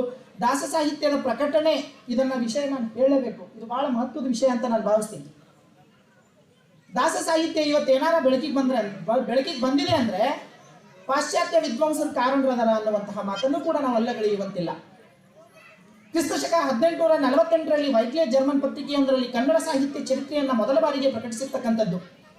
ದಾಸ ಸಾಹಿತ್ಯದ ಬಗ್ಗೆ ಮೆಚ್ಚುಗೆಯ ಮಾತುಗಳನ್ನು ಬರೆಯುತ್ತಾ ಕೀರ್ತನೆಗಳು ಪರ್ಷಿಯನ್ ಗಜಲುಗಳಂತೆ ಕೇಳುವುದಕ್ಕೆ ಮೋಹಕವಾಗಿವೆ ಎಂದು ಅಭಿಪ್ರಾಯ ಪಡುತ್ತಾರೆ. ಉದಾಹರಣೆಗೆ ಪುರಂದರದಾಸರ ಆತಂಕನ ದೂತರಿಗೆ ಕಿಂಚಿತ್ತೂ ದಯವಿಲ್ಲ ಎಂಬ ಕೀರ್ತನೆ ಜರ್ಮನ್ ಭಾಷೆಗೆ ಅನುವಾದಿಸಿದ್ದಾರೆ. ಅರ್ಥ ಮಾಡ್ಕೊಳ್ಬೇಕು. 1848ರಲ್ಲೇ ದಾಸರ ಒಂದು ಕೀರ್ತನೆ ಜರ್ಮನ್ ಭಾಷೆಗೆ ಟ್ರಾನ್ಸ್ಲೇಟ್ ಆಗಿರ್ತಕ್ಕಂಥದ್ದು. ನಾವು ಇವತ್ತು ಹೇಳ್ತಾ ಇದ್ದೀವಿ, ಏನೆಲ್ಲ ಮಾಡ್ತಾ ಇದ್ದೀವಿ, ಮಾಡ್ಲತ್ತೀವಿ, ಅವತ್ತೇ ಟ್ರಾನ್ಸ್ಲೇಟ್ ಆಗಿರ್ತಕ್ಕಂಥದ್ದನ್ನು ಕೂಡ ನಾವು ನೋಡ್ತೀವಿ. ಬಹುಶಃ ಕನ್ನಡ ಭಾಷೆಯ ಪ್ರತಿಯೊಂದು ಪಾಶ್ಚಾತ್ಯ ಭಾಷೆಗೆ ಅನುವಾದಗೊಂಡಿದ್ದು ಇದುವೇ ಮೊದಲು ಎಂದು ತೋರುತ್ತದೆ. 1848ರಲ್ಲಿ ಆಗಿರ್ತಕ್ಕಂತಹ ಒಂದು ಆ ಟ್ರಾನ್ಸ್ಲೇಷನ್ ಮೊದಲ ಕನ್ನಡದ ಟ್ರಾನ್ಸ್ಲೇಷನ್ ಅಂತ ಹೇಳ್ಬಹುದು, ಭಾಷಾಂತರ ಅಂತ ಹೇಳಬಹುದು. ದಾಸ ಸಾಹಿತ್ಯ ಮೊಟ್ಟ ಮೊದಲಿಗೆ ಪ್ರಕಟಿಸಿದ್ದ ಶ್ರೇಯಸ್ಸು ಬಾಸೆಲ್ ಮಿಷಲಿನ ರೆವರೆಂಡ್ ಹಾರ್ಮನ್ ಮೋಗ್ಲಿಂಗ್ ಅವರಿಗೆ ಸಲ್ತದೆ. ಅವರು 400ಕ್ಕೂ ಹೆಚ್ಚಿನ ಮಿಕ್ಕಿದ ದಾಸರ ಪದಗಳನ್ನು ಸಂಗ್ರಹಿಸಿ ಅವುಗಳನ್ನು ಒಂದು 100 ಪದಗಳ ಸಂಗ್ರಹವನ್ನು ದಾಸರ ಪದಗಳು ಎಂಬ ಹೆಸರಿನಿಂದ 1850ರಲ್ಲಿ ಮಂಗಳೂರಿನಲ್ಲಿ ಕಲ್ಲಚ್ಚಿನಲ್ಲಿ ಛಾಪಿಸಿ ಪ್ರಕಟಿಸುವಂತಹ ಕೆಲಸವನ್ನು ಮಾಡಿದ್ದಾರೆ. ಹೀಗೆ ದಾಸ ಸಾಹಿತ್ಯ ಬೆಳಕಿಗೆ ಬರಬೇಕು ಅಂದ್ರೆ ಅಲ್ಲಿ ಪ್ರಮುಖವಾಗಿ ನಾವು ವಿದ್ವಾಂಸರ ಅನ್ಯ ಪಾಶ್ಚಾತ್ಯ ವಿದ್ವಾಂಸರ ಕೂಡ ಇಲ್ಲಿ ಕ್ರಿಶ್ಚಿಯನ್ ಮಷನರಿಗಳ ಒಂದು ಕೆಲಸಗಳ ಕೂಡ ಬಹಳ ಪ್ರಮುಖ ಅಂತ ನಾನು ಈ ಸಂದರ್ಭದಲ್ಲಿ ಹೇಳಿಕ್ ಹೋಗ್ತೀನಿ. ದಾಸ ಸಾಹಿತ್ಯದ ಜೊತೆ ಬೀದರ್ ಜಿಲ್ಲೆಗೆ ಕೂಡ ನಂಟು ಇರುವಂಥದ್ದು. ವಿಶೇಷವಾಗಿ ಅಗ್ರಹಾರ ಗ್ರಾಮಕ್ಕೆ ಅಂಟಿಕೊಂಡಿರ್ತಕ್ಕಂತಹ ಅನಂತಶಯನ ಮಂದಿರವನ್ನ ನಾವು ನೋಡಬಹುದು. ಆಮೇಲೆ ಬೀದರ್ ಕೋಟೆಯ ಒಳಗಡೆ 2ನೇ ಮುಖ್ಯ ದ್ವಾರದ ಸಮೀಪ ದಾಮಾಜಿ ಪಂಥನ ಭಕ್ತಿಯ ಪ್ರತೀಕವಾಗಿರ್ತಕ್ಕಂತಹ ಒಂದು ಪಾದದ ಕುರುಹು, ಜರಳಿ ನರಸಿಂಹ ದೇವಾಲಯ, ಇವೆಲ್ಲವೂ ಕೂಡ ನಮಗೆ ಹರಿದಾಸ ಪರಂಪರೆಯ ಒಂದು ಕೊಂಡಿಯಾಗಿ ನಮಗೆ ಕಾಣ್ತವೆ ಅನ್ನುವಂಥದ್ದು. ಸೊ ಅದೇ ರೀತಿ ದಾಸ ಸಾಹಿತ್ಯ ಪರಿಷತ್ತು ಅಂತ 2009ರಲ್ಲಿ ರಚಿಸಿಕೊಂಡು ನಿರಂತರವಾಗಿ 1.5 ದಶಕಗಳಿಂದ ದಾಸ ಸಾಹಿತ್ಯದ ಪ್ರಚಾರ ಮಾಡುವಂತಹ ಒಂದು ಸಂಸ್ಥೆಯಾಗಿ ಈ ಬೀದರ್ನಲ್ಲಿ ನಾನು ನನ್ನ ಗೆಳೆಯರ ಬಳಗ ಎಲ್ಲ ಸೇರ್ಕೊಂಡು ಮಾಡಿರ್ತಕ್ಕಂತಹ ಒಂದು ಪರಿಷತ್ತು. 2009ರಲ್ಲಿ ಅದನ್ನು ಆರಂಭಿಸಿ ಇವತ್ತು ಕರ್ನಾಟಕ ರಾಜ್ಯದಲ್ಲಿಯೇ ಪ್ರಪ್ರಥಮ ಬಾರಿಗೆ ದಾಸ ಸಾಹಿತ್ಯ ಪರಿಷತ್ತು ಅನ್ನುವಂತಹ ಕಲ್ಪನೆ ಕಾನ್ಸೆಪ್ಟ್ ಎಲ್ಲಾದ್ರೂ ಸಿಕ್ಕಿದೆ ಅಂದ್ರೆ ಅದು ಬೀದರ್ ಮಣ್ಣಿನಿಂದ ಅನ್ನುವಂತಹ ಮಾತು ಕೂಡ ನಾವು ಮರೆಯುವಂತಿಲ್ಲ. ಕನ್ನಡದ ಸಾರಸ್ವತ ಲೋಕಕ್ಕೆ ಬೀದರ್ ನ ಕೊಡುಗೆಗಳಲ್ಲಿ ದಾಸ ಸಾಹಿತ್ಯ ಪರಿಷತ್ತು ಕೂಡ ಒಂದು ಅನ್ನುವಂತಹದ್ದು ನಮ್ಗೆ ಎಲ್ರಿಗೂ ಕೂಡ ಹೆಮ್ಮೆ ಅನ್ನುವಂತಹ ಮಾತನ್ನ ಈ ಸಂದರ್ಭದಲ್ಲಿ ಹೇಳ್ತಾ, ದಾಸ ಸಾಹಿತ್ಯದಲ್ಲಿ ವಿಶೇಷವಾಗಿ ಅನೇಕ ಕೆಲಸಗಳು ನಮ್ಮ ಬೀದರಲ್ಲೂ ಕೂಡ ನಡೀತಾ ಇರುವಂತದ್ದನ್ನ ನಾವು ನೋಡ್ತೀವಿ. ಬೀದರ್ನಲ್ಲಿ ಪ್ರಸ್ತುತ ದಾಸ ಸಾಹಿತ್ಯದ ಕುರಿತು ನಡೆಯುತ್ತಿರುವ ಸಂಶೋಧನಾ ಅಧ್ಯಯನಗಳು, ಸಾಹಿತ್ಯದ ಪ್ರಸಾರದ ಕಾರ್ಯಗಳು ತೃಪ್ತಿ ತಂದಿವೆ. ದಿವಂಗತ MG Gangnapalli, NG Deshpande, doctor Gavisiddappa Patil, doctor Vishwanath Kivade, doctor Renukaswamy, doctor Sanjeev Kumar Ativale, doctor Ravindra Lanjawadkar, Godavari Kulkarni ದಾಸ ಸಾಹಿತ್ಯದಲ್ಲಿ ಕೃಷಿ ಮಾಡಿಕೊಂಡು ದಾಸ ಸಾಹಿತ್ಯವನ್ನ ಪ್ರಸಾರಗೈಯುತ್ತಿದ್ದಾರೆ ಅಂತಾನೆ ಹೇಳಬಹುದು. ಇದಲ್ಲದೆ ಹುಮ್ರಾಬಾದ್ನ ಮಾಣಿ ಪ್ರಭು ಸಂಸ್ಥಾನ, ಆ ಸಂಸ್ಥಾನವು ಕೂಡ ಪ್ರತಿ ವರ್ಷ ಒಂದು ಸಂಗೀತ ದರ್ಬಾರ್ ಅಂತ ಮಾಡುತ್ತೆ. ಅಲ್ಲಿಯೂ ಕೂಡ ದಾಸ ಪರಂಪರೆಯನ್ನು ಉಳಿಸಿ ಬೆಳೆಸುವಂತಹ ಕೆಲಸ ಆಗ್ತಾ ಇದೆ. ಹುಮ್ರಾಬಾದ್ ಮಾಣಿ ಪ್ರಭು ಸಂಸ್ಥಾನ, ಉಷಾ ಪ್ರಭಾಕರ್ ಸಾರಥ್ಯದ ನೂಪುರ್ ನೃತ್ಯ ಅಕಾಡೆಮಿ, ಸಾಣಿ ರಾಣಿ ಸತ್ಯಮೂರ್ತಿ ನೇತೃತ್ವದ ನಾಟ್ಯಶ್ರೀ ನೃತ್ಯಾಲಯ, ಅಖಿಲ ಭಾರತ ದಾಸ ಸಾಹಿತ್ಯ ಪರಿಷತ್ತು, ಸಂಘ ಸಂಸ್ಥೆಗಳು ದಾಸ ಸಾಹಿತ್ಯಕ್ಕೆ ಪೂರಕವಾಗಿ ಕೆಲಸಗಳು ಮಾಡುತ್ತವೆ. ಇನ್ನು ಕೆಲವು ಕೀರ್ತನೆಗಳು ಹಾಡಿಕೊಂಡು ಸಂಗೀತ ಕೀರ್ತನ ಪ್ರವಚನ ರೂಪದಲ್ಲಿಯೂ ಗ್ರಾಮೀಣ ಭಾಗದಲ್ಲಿ ದಾಸ ಸಾಹಿತ್ಯ ಪ್ರಸಾರ ಮಾಡುತ್ತಿದ್ದು, ದತ್ತ ಮಹಾರಾಜ್ ತಾದ್ಲಾಪುರ್, ಜಗನ್ನಾಥ್ ಮಹಾರಾಜರು, ಓಂ ಪ್ರಕಾಶ್ ದಡ್ಡೇರವರು, ರಾಮದಾಸ್ ಬಿರಾದಾರ್ ಅವರಂತಹ ಅನೇಕ ಕೀರ್ತನಕಾರರು, ಪ್ರವಚನಕಾರರು ವಿವಿಧ ರೀತಿಯಲ್ಲಿ ಕೆಲಸ ಮಾಡ್ತಾ ಇದ್ದಾರೆ ಅಂತಾನೆ ಹೇಳ್ಬೋದು. ಕೊನೆಯದಾಗಿ ದಾಸ ಸಾಹಿತ್ಯಕ್ಕೆ ಆಗ್ಬೇಕಾಗಿರುವಂತಹ ಕೆಲಸಗಳು ಬಹಳಷ್ಟಿದ್ದಾವೆ. ಅದರಲ್ಲಿ ಪ್ರಮುಖವಾಗಿ ನಾನು ಹೇಳ್ತೀನಿ, ದಾಸ ಸಾಹಿತ್ಯ ಒಂದು ನಿರ್ದಿಷ್ಟ ಜಾತಿ, ಒಂದು ನಿರ್ದಿಷ್ಟ ಗುಂಪು ಅಥವಾ ವರ್ಗದಿಂದ ಹೊರತಂದು ವಿವಿಧ ಆಯಾಮಗಳ ಮೂಲಕ ಅದನ್ನು ಕಾಣುವುದು ಹಿಂದೆಂದಿಗಿಂತಲೂ ಈಗ ಪ್ರಸ್ತುತವಾಗಿದೆ. ಈ ನಿಟ್ಟಿನಲ್ಲಿ ಸರ್ಕಾರ ಯೋಜನೆಗಳನ್ನು ರೂಪಿಸಿ ಪ್ರಸಾರಗೈಯುವಂತಹ ಕೆಲಸ ಮಾಡಬೇಕು ಅಂತ ನಾನು ಹೇಳ್ತೀನಿ. ಅದೇ ರೀತಿ ಇತಿಹಾಸ ಅಳಿಯದೆ ಉಳಿಯಲಿ ಎಂಬ ಸದುದ್ದೇಶದಿಂದ ದಾಸರ ಜನ್ಮಸ್ಥಳಗಳಿಗೆ ಪ್ರಮುಖ ಎಲ್ಲ ಕೀರ್ತನಕಾರರ ಆದ್ಯತೆ ಅನುಸಾರ ಸ್ಮಾರಕಗಳನ್ನು ನಿರ್ಮಿಸಬೇಕು ಅನ್ನುವಂಥದ್ದು. ಜಾಗತಿಕ ಸಾಹಿತ್ಯ ಪ್ರಕಾರಗಳ ಜೊತೆ ದಾಸ ಸಾಹಿತ್ಯ ತೌಲನಿಕ ಅಧ್ಯಯನ ನಡೆಸಲು ಸರ್ಕಾರ ಸಾಹಿತಿ ಸಂಶೋಧಕರಿಗೆ ಪ್ರೋತ್ಸಾಹಿಸಬೇಕು ಮತ್ತು ಕ್ರಿಯಾ ಯೋಜನೆ ಸಿದ್ಧಪಡಿಸಬೇಕು. ಒಂದು ಭಾಷೆ ಮತ್ತು ಸಾಹಿತ್ಯ ಬೆಳೆಯಬೇಕಾದ್ರೆ ಅದರ ವ್ಯಾಪ್ತಿ ವಿಸ್ತೃತವಾಗುತ್ತಾ ಸಾಗಬೇಕು.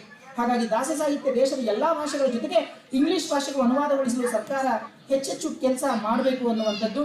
ಇಲ್ಲಿವರೆಗೆ ಬೆಳಕಿಗೆ ಬರೆದಿರುವಂತಹ ಅನೇಕ ದಾಸರ ವಿಚಾರಗಳು, ಅನೇಕ ಸಂಶೋಧನೆಗಳು, ಬಿತ್ತಿದ ಜೀವನ ಮೌಲ್ಯಗಳು ಜನಮಾನಸಕ್ಕೆ ತಲುಪಿಸಲು ಸರ್ಕಾರ ಕ್ರಿಯಾ ಯೋಜನೆ ರೂಪಿಸಬೇಕು. ಆಮೇಲೆ ರಾಜ್ಯ ಸರ್ಕಾರ ದಾಸ ಸಾಹಿತ್ಯ ಬೆಳವಣಿಗೆಗೆ ಶ್ರಮಿಸುತ್ತಿರುವಂತಹ ಸಂಘ ಸಂಸ್ಥೆಗಳಿಗೆ ಪ್ರೋತ್ಸಾಹಿಸಿ ದಾಸ ಸಾಹಿತ್ಯದ ಪ್ರಸಾರಕ್ಕೆ ಅನುದಾನವನ್ನು ಒದಗಿಸಿ ಅಲ್ಲಿ ಕೂಡ ಹೆಲ್ಪ್ ಮಾಡಬೇಕು ಅನ್ನುವಂಥದ್ದು. ಬೀದರ್ ಜಿಲ್ಲಾ ಕನ್ನಡ ಸಾಹಿತ್ಯ ಪರಿಷತ್ ಮಾದರಿಯಲ್ಲಿ ರಾಜ್ಯದ ಎಲ್ಲಾ ಜಿಲ್ಲೆಗಳಲ್ಲಿ ದಾಸ ವಚನ, ದಲಿತ, ಬಂಡಾಯ, ಜನಪದ ಸಾಹಿತ್ಯದ ಮೇಲೆ ಬೆಳಕು ಚೆಲ್ಲುವ ಕೆಲಸ ಕಸಾಪ ಕೇಂದ್ರ ಸಮಿತಿ ಮಾಡಬೇಕು ಅನ್ನುವಂತಹ ಮಾತನ್ನ ಹೇಳಿ ಕೊನೆಯದಾಗಿ ಸಮಾರೋಪ. ಕಾಳಿದಾಸರ ಮನೆಯ ಕೀಳುದಾಸನು ನಾನಯ್ಯ, ಕಾಳಿದಾಸರ ಮನೆಯ ಕೀಳುದಾಸನು ನಾನಯ್ಯ, ಆಳುದಾಸನು ನಾನು ಮೂಲದಾಸ, ಫಾಲಾಕ್ಷಸಕ ನಿನ್ನ ಭಜಿಪ ಭಕ್ತರ ಮನೆಯ ಆಳಿನಾಳಿನ ದಾಸ ನಡಿದಾಸ ನಾನಯ್ಯ ಎಂಬ ದಾಸವಾಣಿಯಂತೆ ಸಮ್ಮೇಳನದ ಮೂಲಕ ಈ ಕನ್ನಡ ದಾಸನಿಗೆ, ಸೇವಕನಿಗೆ ದೊರೆತ ಪ್ರೀತಿ, ಅಭಿಮಾನ ಮತ್ತು ಗೌರವ ನನ್ನನ್ನು ವಿನಮ್ರವಾಗಿಸಿದೆ. ಸಂಘಟನೆಯ ಮೂಲಕ ಸಾಹಿತ್ಯ ಕ್ಷೇತ್ರಕ್ಕೆ ಪ್ರವೇಶಿಸಿದ ನನಗೆ ಊಹೆಗೂ ನಿಲುಕದ ಬಹುದೊಡ್ಡ ಸ್ಥಾನ ನೀಡಿ ನನ್ನ ಜವಾಬ್ದಾರಿಯನ್ನ ನೀವು ಹೆಚ್ಚಿಸಿರ್ತಕ್ಕಂಥದ್ದು. ನನ್ನ ಸಾಹಿತ್ಯ ಬದುಕಿನ ಸ್ಫೂರ್ತಿಯಾದ ಶ್ರೀ ಜಗನ್ನಾಥ್ ಮೂಲ್ಗೆ, ಶ್ರೀ ಶಿವಲಿಂಗ್ ಹೇಡೆ ನನ್ನ ಸಾಹಿತ್ಯ ಜೀವನದ ಸ್ಫೂರ್ತಿ ಅಂತಾನೆ ಹೇಳ್ತೀನಿ. ಶ್ರೀ ಜಗನ್ನಾಥ್ ಮೂಲ್ಗೆ, ಶ್ರೀ ಶಿವಲಿಂಗ್ ಹೇಡೆ, ಇಲ್ಲಿ ನಾನು ಏನಾರ ಬಂದು ಇವತ್ತು ಇಷ್ಟು ಮಾತಾಡ್ತಾ ಇದ್ದೀನಿ ಅಂದ್ರೆ ಅದಕ್ಕೆ ನನಗೆ ಪ್ರೇರಣೆ ನಮ್ಮ ಜಗನ್ನಾಥ್ ಮೂಲ್ಗೆ ಅಂತ ಬಹಳ ಅಭಿಮಾನದಿಂದ ಹೇಳ್ತೀನಿ. ಜಗನ್ನಾಥ್ ಮೂಲ್ಗೆ ಸರ್ ಅವರು ನಮ್ಮಂತಹ ಅನೇಕ ಯುವಕರಿಗೆ ವೇದಿಕೆಯನ್ನ ಕಲ್ಪಿಸಿ ಸಾಹಿತ್ಯ ಸಂಸ್ಕೃತಿಯನ್ನ ಉಣಬಡಿಸಿರ್ತಕ್ಕಂತಹ ಒಬ್ಬ ಬಹಳ ದೊಡ್ಡ ಚಿಂತಕ ಅಂತ ನಾನು ಈ ಸಂದರ್ಭದಲ್ಲಿ ಹೇಳ್ತೀನಿ. ನನ್ನನ್ನು ತಿದ್ದಿ ತೀಡಿ ಕನ್ನಡ ಸಾಹಿತ್ಯದ ಬಗ್ಗೆ ಒಲವು ಮೂಡಿಸಿದ ನನ್ನೆಲ್ಲ ವಿದ್ಯಾಗುರುಗಳಿಗೂ, ಪ್ರಾಥಮಿಕ ಶಾಲೆಯಲ್ಲಿ ಬೋಧಿಸಿರ್ತಕ್ಕಂತಹ ಪ್ರೌಢಶಾಲೆ, ನನ್ನ ಪ್ರಾಥಮಿಕ ಶಾಲೆ ಔರಾದ್ನ ತಿರುಮಲ ಹಿರಿಯ ಪ್ರಾಥಮಿಕ ಶಾಲೆಯಲ್ಲಿ ಆಗಿರ್ತಕ್ಕಂಥದ್ದು ರಾಜ್ಕುಮಾರ್ ಡೋಣಗಾಪುರಿ ಅಂತ ಹೇಳಿ ಬಹಳ ನಮಗೆ ಕನ್ನಡದ ಬಗ್ಗೆ ಒಲವು ಮೂಡುವಲ್ಲಿ ವಿಶೇಷ ಕಾಳಜಿಯನ್ನು ವಹಿಸಿರ್ತಕ್ಕಂಥವ್ರು. ಎರಡನೇದು ಕರ್ನಾಟಕ ಹೈಸ್ಕೂಲ್ ಬೀದರ್, ನನ್ನ ಪ್ರೌಢಶಾಲೆ ಮುಗಿದಿರುವಂಥದ್ದು ಕರ್ನಾಟಕ ಹೈಸ್ಕೂಲ್ ಬೀದರ್ನಲ್ಲಿ. ಅಲ್ಲಿಯೂ ಕೂಡ JV ರಾಘ ಸರ್ ಆಗಿರ್ಬೋದು, ಉಪ್ಪಿನ್ ಸರ್ ಆಗಿರ್ಬೋದು, ನಾಗಜ್ಯೋತಿ ಮೇಡಮ್ ಅವ್ರು ಆಗಿರ್ಬೋದು, ಜಯಶ್ರೀ ಮೇಡಮ್ ಅವ್ರು ಆಗಿರ್ಬೋದು, ಇವರೆಲ್ಲರೂ ನನಗೆ ಕನ್ನಡವನ್ನ ಬಹಳ ಪ್ರೀತಿಯಿಂದ ಕಲಿಸಿರ್ತಕ್ಕಂಥವ್ರು. ಕಾಲೇಜಿಗೆ ಬಂದಾಗಲೂ ಕೂಡ ಅದೇ ರೀತಿಯ ಒಂದು ಪ್ರೀತಿ ನಮ್ಮ ಮನ್ಮಥ್ ಡೋಳೆ ಸರ್ ಅವರಿಂದ ಸಿಕ್ತು, ಶಿವಕಾಂತ್ ಸ್ವಾಮಿ ಸರ್ ಅವರಿಂದ ಸಿಕ್ತು ಅಂತ ನಾನು ಈ ಸಂದರ್ಭದಲ್ಲಿ ಹೇಳ್ತಾ ಇದ್ದೀನಿ. ಅದೇ ರೀತಿ ನನ್ನೆಲ್ಲ ವಿದ್ಯಾಗುರುಗಳಿಗೂ ನನ್ನೆಲ್ಲ ಕಾರ್ಯಗಳಿಗೆ ಬೆಂಬಲವಾಗಿ ನಿಂತ ಅಪ್ಪ, ನಮ್ಮಪ್ಪ ಇವತ್ತಿಲ್ಲ, ಆದರೂ ಕೂಡ ಈ ವೇದಿಕೆ ಮೂಲಕ ಅವರನ್ನು ಸ್ಮರಿಸುವಂತಹ ಕೆಲಸವನ್ನ ನಾನು ಮಾಡ್ತೀನಿ. ಅವ್ವ, ಅಕ್ಕಂದ್ರು, ಭಾವಂದ್ರು, ನಾನು ಒಂದು ಮಾತನ್ನ ಈ ಸಂದರ್ಭದಲ್ಲಿ ಹೇಳಲೇಬೇಕು. ಈ ಮಾತನ್ನ ಹೇಳಿ ನನ್ನ ಮಾತನ್ನು ಮುಗಿಸ್ತೀನಿ. ಸಮಯ ಆದರೂ ಕೂಡ ದಯವಿಟ್ಟು ಕೇಳಬೇಕು ಅಂತ ನಾನು ವಿನಂತಿಯನ್ನು ಮಾಡ್ತಾ ಇದ್ದೀನಿ. ನಾನು ಅಂಬೆಗಾಲಿಡುವಂತಹ ಒಬ್ಬ ಹುಡುಗ, ನಾನು ಅಂಬೆಗಾಲನ್ನು ಹಿಡ್ಕೊಂಡು ಬರ್ತಾ ಇರುವಂತಹ ಒಬ್ಬ ಹುಡುಗ, ಈ ಅಂಬೆಗಾಲು ಇಡುವಂತಹ ಹುಡುಗನಿಗೆ ವಿಶೇಷವಾಗಿ ಕೈ ಹಿಡಿದಿರ್ತಕ್ಕಂಥವ್ರು ಯಾರು ಅಂದರೆ ನಮ್ಮ ಕುಟುಂಬ, ಕನ್ನಡ ಸಾಹಿತ್ಯ ಪರಿಷತ್ತು ಅಥವಾ ಸಾಹಿತ್ಯ ವಲಯದ ಎಲ್ಲ ಹಿರಿಯ ಕಿರಿಯರು, ಆಮೇಲೆ ನನ್ನ ಶಿಕ್ಷಣ ಇಲಾಖೆ. ಇವತ್ತು ನಮ್ಮ ಶಾಲೆಯಿಂದ ಸುಮಾರು ಮಕ್ಕಳು ಕೂಡ ಬಂದಿದ್ದಾರೆ, ಬಹಳ ಖುಷಿ ಬಂದಿದ್ದಾರೆ. ಸುಮಾರು ಒಂದು 50 ಮಕ್ಕಳು ಒಂದು ವ್ಯಾನಲ್ಲಿ ಬಂದಿರ್ತಕ್ಕಂಥದ್ದು. ನನ್ನ ಗೌರವವನ್ನು ಹೆಚ್ಚೆಚ್ಚು ಮಾಡುವಲ್ಲಿ ನನ್ನ ಇಲಾಖೆ ನನಗೆ ಕೆಲಸ ಮಾಡಿದೆ, ನನ್ನ ಶಾಲೆ ನನಗೆ ಕೆಲಸ ಮಾಡಿದೆ. ಇವತ್ತು ಸಂಘ ಸಂಸ್ಥೆಯ ಎಲ್ಲ ಪ್ರತಿನಿಧಿಗಳು ಕೂಡ ಬಹಳ ಅಭಿಮಾನದಿಂದ ಬಂದು ನಮಗೆ ಪ್ರೀತಿಸುವಂಥದ್ದು, ನಮಗೆ ನೋಡುವಂಥದ್ದಾಗಿದೆ ಅನ್ನುವಂತಹ ಮಾತನ್ನು ಈ ಸಂದರ್ಭದಲ್ಲಿ ನಾನು ಹೇಳಿ ಬಯಸ್ತೀನಿ. ನಾನು ಯಾಕೆ ಮಾತನ್ನು ಹೇಳ್ತಾ ಇದ್ದೀನಿ, ನಮ್ಮ 4 ಜನ ಅಕ್ಕಂದಿರಲ್ಲಿ ಈ ಮಾತನ್ನು ನಾನು ಹೇಳ್ಕೊಳ್ಳೇಬೇಕು ಅಂತ ಭಾವಿಸಿನಿ. 4 ಜನ ಅಕ್ಕಂದಿರಲ್ಲಿ ಎಲ್ಲಕ್ಕಿಂತ ದೊಡ್ಡವರು ಇಲ್ಲಿ ಅಗ್ರಹಾರದಲ್ಲಿ ಇರ್ತಾರೆ. 2ನೇ ಅಕ್ಕ PSI ಆಗಿ ಔರಾದಲ್ಲಿ ಕೆಲಸ ಮಾಡ್ತಾ ಇದ್ದಾರೆ. ಇವತ್ತು ನಮ್ಮ ಮನೆಗೆ, ವಿಶೇಷವಾಗಿ ಅಮರವಾಡಿ ಕುಟುಂಬಕ್ಕೆ ಇವತ್ತಿಗೂ ಕೂಡ ಬೆನ್ನೆಲುಬಾಗಿ ನಿಂತಿರ್ತಕ್ಕಂತಹ ಒಬ್ಬ ಅಣ್ಣ, ತಾಯಿ, ತಂದೆ, ದೇವರು ಅಂತ ಯಾರಾದರೂ ಇದ್ರೆ ಅದು ರೇಣುಕಾ ಭಾಲೇಕರ್ ಅಂತ ಬಹಳ ಅಭಿಮಾನದಿಂದ ಹೇಳ್ತೀವಿ. PSI ಆಗಿ ಕೆಲಸ ಮಾಡ್ತಾ ಇರುವಂಥದ್ದು. ಅವರು ಔರಾದ್ನ ಪೊಲೀಸ್ ಠಾಣೆಯಲ್ಲಿ PSI ಆಗಿದ್ದಾರೆ. ಅದಾದ್ಮೇಲೆ 3ನೇ ಅಕ್ಕ ಲತಾದೇವಿ ಅಂತ ಅವರು ಹಾಸ್ಟೆಲ್ನಲ್ಲಿ ವಾರ್ಡನ್ ಆಗಿದ್ದಾರೆ. 4ನೇ ಅಕ್ಕ ಶೋಭಾ ಅಂತ ನಾನು ಕೊನೆಯವನು. ನನ್ನ ಕುಟುಂಬದ ಮತ್ತು ನಮ್ಮ ಭಾವಂದ್ರು ಎಲ್ಲರೂ ಇಲ್ಲೇ ಇದ್ದಾರೆ. ಇವತ್ತು 4 ಜನ ಭಾವದೇರು ಇಲ್ಲೇ ಇದಾರ. ಅವರೆಲ್ಲರೂ ಕೂಡ ನನಗೆ ಒಂದು ತಮ್ಮನಿಗಿಂತ ಹೆಚ್ಚು ಪ್ರೀತಿ ಮಾಡ್ತಾರೆ, ಒಂದು ಗೆಳೆಯರಿಗಿಂತ ಹೆಚ್ಚು ಪ್ರೀತಿ ಮಾಡ್ತಾರೆ. ಆ ಪ್ರೀತಿಯನ್ನು ಯಾವತ್ತೂ ಕೂಡ ಮರೀಲಿಕ್ಕಾಗಲ್ಲ. ನಾನು ಇವತ್ತು ಏನೆಲ್ಲ ಕೆಲಸಗಳು ಮಾಡ್ತೀನಿ ಎಲ್ಲ ಕೆಲಸಗಳಿಗೂ ಕೂಡ ತನು ಮನ ಧನದಿಂದ ಸಪೋರ್ಟ್ ಮಾಡುವಂಥವ್ರು ನನ್ನ ಕುಟುಂಬದವರು. ನಮ್ಮ ಅಕ್ಕನ ಮಕ್ಕಳಾಗಿರ್ಬೋದು ಅಥವಾ ಸಣ್ಣ ಮಕ್ಕಳಾಗಿರ್ಬೋದು, ಪ್ರತಿಯೊಬ್ಬರು ಕೂಡ ಬಹಳ ಪ್ರೀತಿಯಿಂದ ನೋಡ್ಕೊಳ್ಳುವಂತಹ ಒಂದು ಕೆಲಸವನ್ನ ಮಾಡ್ತಾ ಇದ್ದಾರೆ.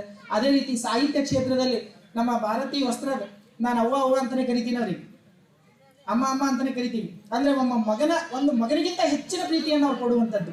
ಜನ್ವಾಡ್ಕರ್ ಸರ್ ಅದ, ಒಬ್ಬ ಮಗನಿಗಿಂತ ಹೆಚ್ಚಿನ ಪ್ರೀತಿಯನ್ನು ಕೊಡುವಂಥದ್ದು. ಸ್ವಾಮಿರಾವ್ ಕುಲಕರ್ಣಿ ಸರ್ ಈಗಾಗಲೇ ಬಂದಾರ, ಅವರು ಕೂಡ ಒಂದು ಮಗನಿಗಿಂತ ಹೆಚ್ಚಿನ ಪ್ರೀತಿಯನ್ನು ಕೊಡುವಂಥದ್ದು. ಅಂದ್ರೆ ನಾನು ಯಾಕೆ ಮಾತನ್ನ ಹೇಳ್ತಾ ಇದ್ದೀನಿ, ಒಬ್ಬ ಮಾಧ್ಯಮ ಕ್ಷೇತ್ರದ ಹಿರಿಯರಾಗಿಯೂ ಕೂಡ ನಮಗೆ ಅಪ್ಪರಾವ್ ಸೌದಿ ಸರ್ ಅವರು ಕೂಡ ಒಬ್ಬ ಹಿರಿಯ ಸಹೋದರನಂತೆ ತಮ್ಮನಿಗೆ ಎಲ್ಲ ರೀತಿಯ ಸಪೋರ್ಟ್ಗಳನ್ನು ಮಾಡುವಂಥದ್ದು. ನಮ್ಮ ಸೋನಾರಿ ಅಣ್ಣವರು, ಪಾರ್ವತಿ ಅಕ್ಕವರು, ಬಹಳ ನಾನು ಅವರು ಇವರು ಅಂತ ಹೇಳ್ಕೊತ ಹೋದ್ರೆ ಬಹಳ ದೊಡ್ಡ ಪಟ್ಟಿನೇ ಬರ್ತದೆ. ಅದಕ್ಕೆ ಬೀದರ್ ಜಿಲ್ಲೆಯ ಎಲ್ಲ ಸಾಹಿತ್ಯ ವಲಯದ ಸಾಧಕರಾಗಿರ್ಬೋದು, ಸಾಹಿತ್ಯ ವಲಯದಲ್ಲಿ ಕೆಲಸ ಮಾಡುವಂಥವ್ರಾಗಿರ್ಬೋದು, ಅವರೆಲ್ಲರೂ ಕೂಡ ನನ್ನನ್ನು ಬಹಳ ಪ್ರೀತಿಯಿಂದ ನೋಡಿಕೊಂಡು ಅಂಬೆಗಾಲ್ ನಾನು ಹೇಳ್ತಾ ಇದ್ದೀನಲ್ಲ, ನನ್ನ ಕೈಯನ್ನು ಹಿಡ್ಕೊಂಡು ಹೋಗುವಂತಹ ಕೆಲಸವನ್ನ ಅವ್ರು ಮಾಡ್ತಾ ಇದ್ದಾರೆ. ನನ್ನ ಇಲಾಖೆಯೂ ಕೂಡ ಅಷ್ಟೇ ಮಾಡ್ತಾ ಇದೆ ಅಂತ ನಾನು ಈ ಸಂದರ್ಭದಲ್ಲಿ ಹೇಳ್ತೀನಿ. ಜೊತೆಗೇನೆ ಇದೆಲ್ಲದರ ಜೊತೆಗೆ ಸಾರ್ವಜನಿಕ ವಲಯದಲ್ಲಿಯೂ ಕೂಡ ಇವತ್ತು ದಾಸ ಸಾಹಿತ್ಯ ಸಮ್ಮೇಳನದ ಅಧ್ಯಕ್ಷ, ಇದು ಬಹಳ ಅಹಂಕಾರದಿಂದ ನಾನು ಮಾತಾಡ್ತಾ ಇಲ್ಲ, ಬಹಳ ವಿನಮ್ರವಾಗಿ ಮಾತಾಡ್ತಾ ಇದ್ದೀನಿ. ದಾಸ ಸಾಹಿತ್ಯ ಸಮ್ಮೇಳನದ ಅಧ್ಯಕ್ಷರಾಗಿ ಅಮರವಾಡಿಗೆ ಆಯ್ಕೆ ಮಾಡಿದ್ವಿ ಅಂದ ತಕ್ಷಣ ನನ್ನ ಊರು ಔರಾದ್. ಅಮರವಾಡಿ ಎನ್ನುವಂಥದ್ದು ಔರಾದ್ನ ಹಳೆಯ ಹೆಸರು. ಅಮರವಾಡಿ ಅಂದ್ರೆ ಮತ್ತೆ ಬೇರೆ ಏನೂ ಇಲ್ಲ. ಅಮರೇಶ್ವರ ದೇವಾಲಯ ಇದೆ ಇಲ್ಲಿ, 11ನೇ ಶತಮಾನದಲ್ಲಿ ಕಟ್ಟಿಸಿರ್ತಕ್ಕಂಥದ್ದು, ರಾಷ್ಟ್ರಕೂಟರ ಕಾಲದಲ್ಲಿ ಕಟ್ಟಿಸಿರ್ತಕ್ಕಂತಹ ಅಮರೇಶ್ವರ ದೇವಸ್ಥಾನ ಇದೆ. ಅಮರೇಶ್ವರವಾಡಿ, ಅಮರವಾಡಿ, ಅವರವಾಡಿ, ಅವರಾದಿ, ಔರಾದಾಗ್ಬಿಟ್ಟಿದೆ ಅಷ್ಟೇ. ಅಂದ್ರೆ ನನ್ನ ನೂರು ಪ್ರೀತಿ ನನಗೆ ಎಷ್ಟು ವರ್ಣಿಸ್ಲಿಕ್ಕೂ ಸಾಧ್ಯ ಇಲ್ಲ ಅಂತ ನಾನು ಹೇಳ್ತೀನಿ. ಬಹಳ ಜಾತ್ಯತೀತವಾಗಿ, ಧರ್ಮಾತೀತವಾಗಿ, ಪಕ್ಷಾತೀತವಾಗಿ ನನಗಲ್ಲಿ ಕೊಟ್ಟಿರುವಂತಹ ಪ್ರೀತಿ ನಿಜಕ್ಕೂ ಯಾವತ್ತೂ ಮರೀಲಿಕ್ಕಾಗಲ್ಲ ಅನ್ನುವಂತಹ ಮಾತನ್ನು ಬಹಳ ಅಭಿಮಾನದಿಂದ ಹೇಳ್ತೀನಿ. ಅದೇ ರೀತಿ ಬಾಲ್ಕಿ ಆಗಿರ್ಬಹುದು, ಬಸವ ಕಲ್ಯಾಣ ಆಗಿರಬಹುದು, ಆಮೇಲೆ ಹುಮನಾಬಾದ್ ಆಗಿರಬಹುದು, ಎಲ್ಲ ಕಡೆನೂ ಕೂಡ ಸಮ್ಮೇಳನದ ಅಧ್ಯಕ್ಷ ಆಗ್ಯಾರ ಅಂದ ತಕ್ಷಣವೇ ಪ್ರತಿಯೊಬ್ಬರು ಫೋನ್ ಮಾಡಿ ನನ್ನನ್ನು ಕರೆಯಿಸಿ, ಬಹಳ ಸಣ್ಣವನಾಗಿದ್ರು ಕೂಡ ಅಷ್ಟೇ ಪ್ರೀತಿಯಿಂದ ನನ್ನನ್ನು ಸ್ವೀಕರಿಸಿದ್ರಲ್ಲ. ನಿಜಕ್ಕೂ ಒಂದು ಖುಷಿ ಏನು ಅಂದ್ರೆ, ನನಗೆ ಗೊತ್ತಾದ ಮಟ್ಟಿಗಂತೂ ಒಂದು ಅಪಸ್ವರ ಬಂದಿಲ್ಲ ಅಂತ. ಎಲ್ಲೂ ಕೂಡ ದಾಸ ಸಾಹಿತ್ಯ ಸಮ್ಮೇಳನದ ಅಧ್ಯಕ್ಷ ಆಯ್ಕೆ ಮಾಡುವ ವಿಚಾರದಲ್ಲಿ ಸಾಹಿತ್ಯ ಪರಿಷತ್ನವರು, ಈಗ ವೇದಿಕೆ ಮೇಲೆ ಇರ್ತಕ್ಕಂಥ ಎಲ್ಲ ಹಿರಿಯರು ಕೂಡ ಅದನ್ನೇ ಹೇಳಿರುವಂಥದ್ದು, ಚೆನ್ನಾಗಿ ಮಾಡಿದ್ರಿ, ಅವ್ನ ಕೆಲ್ಸಕ್ಕೆ ಮೆಚ್ಕೊಂಡು ಮಾಡಿದ್ರಿ ಅಂತ. ನಾನು ಬಹಳ ಕಿಂಕರ ಭಾವದಿಂದ ಈ ಮಾತನ್ನ ಹೇಳ್ತಾ ಇದ್ದೀನಿ, ಬಹಳ ಕಿಂಕರತೆಯ ಭಾವದಿಂದ ಈ ಮಾತನ್ನ ಹೇಳ್ತಾ ಇದ್ದೀನಿ. ನನಗಿಂತ ಕಿರಿಯರಿಲ್ಲ, ಶಿವಭಕ್ತರಿಗಿಂತ ಹಿರಿಯರಿಲ್ಲ ಎನ್ನುವಂತಹ ದಾಸವಾಣಿ ಇದೆ, ಇದು ಶರಣರ ವಾಣಿ ಇದೆ ಅಲ್ಲ, ಆ ಒಂದು ಭಾವನೆಯಿಂದ ಹೇಳ್ತಾ ಇದ್ದೀನಿ, ಇದನ್ನ ಅಹಂಕಾರದಿಂದ ಹೇಳ್ತಾ ಇಲ್ಲ. ನಮ್ಮ ಕ್ಲಾಸ್ಮೇಟ್ ಎಲ್ಲ ಕ್ಲಾಸ್ಮೇಟು, PUC ಕ್ಲಾಸ್ಮೇಟು, ಆಮೇಲೆ ಹೈಸ್ಕೂಲ್ ಕ್ಲಾಸ್ಮೇಟು, ಪ್ರೈಮರಿ ಕ್ಲಾಸ್ಮೇಟ್ಸ್ ಎಲ್ಲರೂ ಇವತ್ತು ಕಾರ್ಯಕ್ರಮಕ್ಕೆ ಬಂದಿದ್ದಾರೆ. ಬಹಳ ಖುಷಿ ಆಗುತ್ತೆ. ಇಂತಹ ಸಂಭ್ರಮ ನಾನು ಬಹಳ ಒಂದು ರಿಕ್ವೆಸ್ಟ್ ಮಾಡ್ಕೊಂಡಿದ್ದಾರೆ, ಎಲ್ರಿಗೂ ಕೂಡ ಒಂದು ಮಾತನ್ನ ಹೇಳಿದ್ದೆ, ಸಮ್ಮೇಳನದಲ್ಲಿ ಸಂಭ್ರಮಿಸುವಂಥದ್ದು ನಮ್ಮವ್ರ ಮಧ್ಯದಲ್ಲೇ ಇರಬೇಕು, ನಮ್ಮವ್ರ ಮಧ್ಯದಲ್ಲಿ ಸಂಭ್ರಮಿಸುವಂತಹ ಅವಕಾಶ ನನಗೆ ಕಲ್ಪಿಸಿಕೊಡ್ಬೇಕು ಅಂತ ಹೇಳಿದ್ದೆ. ಅದಕ್ಕೆ ಎಲ್ಲರೂ ನಮಗೆ ಬಹಳ ಪ್ರೀತಿಯಿಂದ ಬಂದು ಇಲ್ಲಿ ನೋಡುವಂಥದ್ದಾಗಿದೆ. ನಾನು ಪ್ರತಿಯೊಬ್ಬರಿಗೂ, ನಾನು ಅವರು ಇವರು ಅಂತ ಹೇಳಲ್ಲ, ಪ್ರತಿಯೊಬ್ಬರು ಕೂಡ ಬಹಳ ಪ್ರೀತಿಯಿಂದ ನನ್ನನ್ನು ನೋಡ್ಕೊಂಡಿದ್ದೀರಿ. ವಿಶೇಷವಾಗಿ ಕನ್ನಡ ಸಾಹಿತ್ಯ ಪರಿಷತ್ತಿನ ಎಲ್ಲ ಪದಾಧಿಕಾರಿಗಳು, ಅಧ್ಯಕ್ಷ ಸುರೇಶ್ ಅಣ್ಣನವರು ಕೂಡ ಬಹಳ ವಿನಮ್ರ ಭಾವದಿಂದ ಮತ್ತು ಪ್ರೀತಿಯಿಂದ ನನ್ನ ಈ ಒಂದು ಸ್ಥಾನಕ್ಕೆ ಅವಕಾಶವನ್ನು ಕಲ್ಪಿಸಿರ್ತಕ್ಕಂಥದ್ದು. ನಾನು ಯಾವತ್ತೂ ಕೂಡ ಇವನ್ನ ಋಣವನ್ನು ಮುಟ್ಟಿಸ್ಲಿಕ್ಕಾಗಲ್ಲ.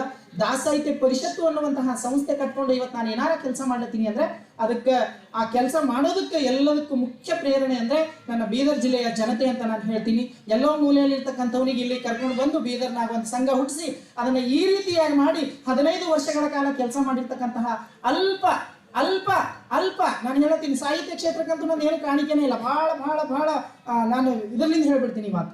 ನಾನೊಬ್ಬ ಸಂಘಟಕನಾಗಿ ಈ ಕ್ಷೇತ್ರದಲ್ಲಿ ಬಂದಿರತಕ್ಕಂಥವ್ನು. ಸಾಹಿತ್ಯ ಕ್ಷೇತ್ರಕ್ಕೆ ನಾನು ಎಂಟ್ರಿ ಕೊಟ್ಟಿದ್ದು, ಪ್ರವೇಶ ಪಡೆದಿದ್ದೆ ಒಬ್ಬ ಸಂಘಟಕನಾಗಿ. ಒಬ್ಬ ಸಂಘಟಕನನ್ನ ಗುರುತಿಸಿ ನೀವು ದಾಸ ಸಾಹಿತ್ಯ ಸಮ್ಮೇಳನದಂತಹ ಬಹುದೊಡ್ಡ ಜವಾಬ್ದಾರಿಯನ್ನು ಕೊಟ್ಟಿದ್ರಲ್ಲ, ಈ ಋಣವನ್ನು ಯಾವತ್ತೂ ಕೂಡ ಬೀದರ್ ಜಿಲ್ಲೆಯ ಜನರಿಗೆ ನಾನು ಮರಿಲಿಕ್ಕಾಗಲ್ಲ ಅನ್ನುವಂತಹ ಮಾತನ್ನು ಹೇಳಿ ನನ್ನ ಮಾತನ್ನ ಮುಗಿಸ್ತೀನಿ. ಎಲ್ರಿಗೂ ಧನ್ಯವಾದಗಳು.